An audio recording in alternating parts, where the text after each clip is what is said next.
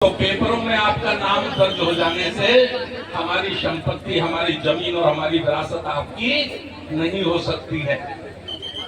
ये बात तो इसलिए बता रहा हूं कि आपसे भी कुछ लोगों ने ऐसा कहा होगा। एक बात मैं और कहना चाहता हूं कि देखिए, जो धम्म के प्रति समर्पित है, अपने मिशन के प्रति समर्पित है, वो कभी विवाद नहीं करता, वो कभी झगड़ा नहीं करता। ये उसकी पहचान है। मैं एक उदाहरण से आपको समझाता हूँ। एक छोटा सा बालक था, 8-9 वर्ष का एक बच्चा था, और 2 महिलाओं ने उस पर दावा कर दिया कि ये मेरा बेटा है, ये मेरा बेटा है, ये मेरा बेटा है। और दोनों महिलाओं ने इतनी ताकत से उसके ऊपर दावा किया कि जो न्याय अधिकारी थे वह भी ये निर्णय नहीं कर पा रहे थे कि ये वाकई किसका बेटा है, असली माँ इसकी कौन है। मामला राजा तक पहुंचा, राजा ने सुनवाई की, राजा भी चकित हो गए, वो भी फैसला नहीं कर पा रहे थे। तो उनके राज्य में एक होशियार मंत्री था। उस मंत्री ने राजा से कहा कि मैं महाराज एक सुझाव आपको देता हूँ, दूध का दूध और पानी का पानी हो जाएगा। उन्होंने कान में उनके वो सुझाव दिया। राजा ने कहा ठीक है, यही व्यवस्था करो। तो एक आरा मशीन लगाई गई, जो लकड़ी को चीरने वाली मशीन होती है ना, वो मशीन लगाई गई। और वो मशीन लगाकर राजा ने कहा देखो भाई, आप दोनों कह रही हैं कि ये मेरा बेटा है, मेरा बेटा है, तो हमने ये फैसला लिया है कि हम इसके 2 हिस्से कर देते हैं, 2 टुकड़े कर देते हैं। एक एक टुकड़ा दोनों ले लेना।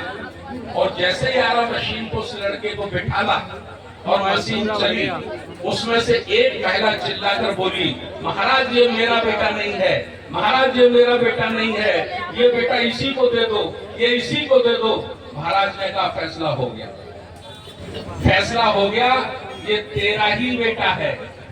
तभी तेरे दिल को दर्द हुआ, तभी तेरी चीख निकली, वरना तेरी चीख नहीं निकलती। समझ पा रहे ना मेरी बात? जो मैं समझाना चाह रहा हूं समझ पा रहे ना? तो इस तरह से आंदोलन चलते हैं। और क्योंकि ये धरना है, मैं बड़ी बातें नहीं कहना चाहता। हमारा इतिहास उठाकर देख लो। हमारे विरोधियों ने, धम्म के विरोधियों ने, बुद्ध के विरोधियों ने हमारे अंदर से ही हमारे लोगों को तैयार करके हमारे साथ विश्वासघात करने का काम किया है। इतिहास इस बात का गवाह है। और बड़ा उदाहरण इस बात का इतिहास में है पुष्यमित्र सुंग। पुष्यमित्र सुंग पहले वो हमारा बना, हमारा बनने के बाद हमारे राजा का दिल जीता, और राजा का दिल जीतने के बाद वो सेनापति बना, और सेनापति बनने के बाद जब ताकत उसके हाथ में आ गई तो उसने अपने मालिक हमारे बौद्ध राजा का कत्ल कर दिया। तो मैं ये अपील करना चाहता हूँ, ये निवेदन करना चाहता हूँ कि हमको कामयाब आंदोलन करना है, हमको आंदोलन को मंजिल तक पहुंचाना है। तो गैरों से ज्यादा हमें अपनों से सावधान रहने की जरूरत है। अपनों से सावधान रहने की जरूरत है, क्योंकि गैर हमारा ज्यादा बड़ा नुकसान नहीं कर सकते। वो तो सामने नजर आते हैं, वो तो सामने नजर आते हैं, लेकिन जो अपने बनकर प्रवेश करते हैं, अपने बनकर विस्फोट करते हैं, वो हमारा बड़ा नुकसान कर सकते हैं। अभी जैसे चला, मैं 9 तारीख को यहाँ दोबारा आ गया था, पहले रहा मैं 8-10 दिन। अभी चला कि भाई धरना स्थगित हो गया, धरना स्थगित हो गया है, बड़ी खत्म हो गया है। बड़ी अपमानजनक पोस्टें उस पर डाली गई, जिसे मैं नहीं कह सकता। एक सभ्य व्यक्ति अपने मुंह से उस अपमान पोस्टों को कह नहीं सकता, समझ रहे ना?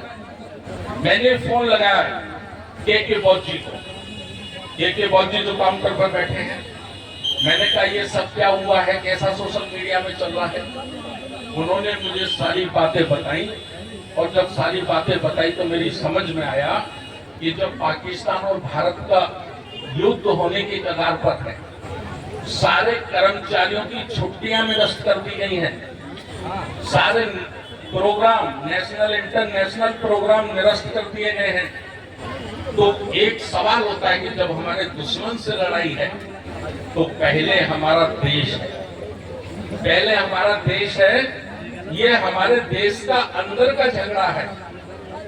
इसको हम बाद में भी निपटेंगे, लेकिन पहले हमें देश के साथ खड़ा होना चाहिए। मैं एक बाबा साहब को स्लोगन से आपको समझाता हूँ। बाबा साहब ने कहा, मुझे बिल्कुल नहीं अच्छा लगता तब कुछ लोग कहते हैं कि मैं पहले हिंदू हूँ बाद में भारतीय हूँ। मुझे बिल्कुल अच्छा नहीं लगता जब कुछ लोग कहते हैं कि मैं पहले मुसलमान हूँ बाद में हिंदू हूँ। मेरा ऐसा मानना है, बाबा साहब डॉक्टर अम्बेडकर कहते हैं, मेरा ऐसा मानना है कि मैं पहले भी भारतीय हूँ और अंत में भी भारतीय हूँ। मैं भारतीय के सिवा और कुछ नहीं हूँ। तो देश हमारी प्राथमिकता है, देश हमारी प्राथमिकता है, और ऐसे मौके पर हमें बहुत संवेदनशील होकर, बहुत गंभीर होकर निर्णय लेने होते हैं। जिंदाबाद मुर्दाबाद जुलूस रैली निकालने से ये समस्याएं बिगड़ती हैं। आंदोलन बिगड़ता है, आंदोलन समझता नहीं है। ठीक बात है ना? मैं किसी का नाम नहीं ले रहा, बिना नाम ले जागरूक करना चाहता हूँ। बुद्ध से, तथागत बुद्ध से उनके किसी अनुयायी ने पूछा कि बहुत छोटे में समझा जाए धम्म क्या है, बहुत छोटे शब्द में, तो कैसे समझा जा सकता है? तो तथागत ने कहा, जागरूक होकर जीवन जीना यही धम्म है। जागरूक होकर जीवन जीना यही धम्म है। मैं आपको बताना चाहता हूँ कि कुछ लोगों ने लाखों लाखों रुपया अपने पर्सनल निजी खातों में डलवाया है पूरे देश से, पूरे देश से, भारत से ही नहीं, भारत के बाहर में जो हमारे लोग रहते हैं उनसे भी उन्होंने अपने अपने अकाउंटों में पैसा डलवाया है।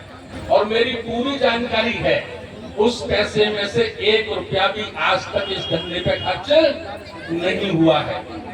1 रुपया भी उस पैसे में से इस धंधे पर खर्च नहीं हुआ है। नहीं तो वो जो विरोध करने वाले लोग हैं वो अपने 3 महीने का, 4 महीने का बैंक अकाउंट सार्वजनिक करके बताएं कि उनको कितना चंदा मिला है। तो भाई ये समाज, हमारा गरीब मजलूम, रिक्शा चलाने वाला, खेत में काम करने वाला, अपने बच्चों का पेट काट काट कर इधर पैसा दे रहा है। ये किसी का धंधा करने का धरना नहीं है, ये किसी का बैंक अकाउंट भरने का धरना नहीं है, ये समाज का आंदोलन है और समाज के लिए ही चलना चाहिए। मैं तो, मुझे पूज्य भंते चंद्र कीर्ति जी ने बोलने का मौका दिया है, मैं पुनः फिर अपील करना चाहता हूँ, एक एक कदम फूंक फूंक कर हमें अपनों से रखना है, गैरों से ज्यादा खतरा नहीं है। फिर बता रहा हूँ, इतिहास इस बात का गवाह है, आप 5,000 वर्ष का इतिहास पढ़ लीजिए।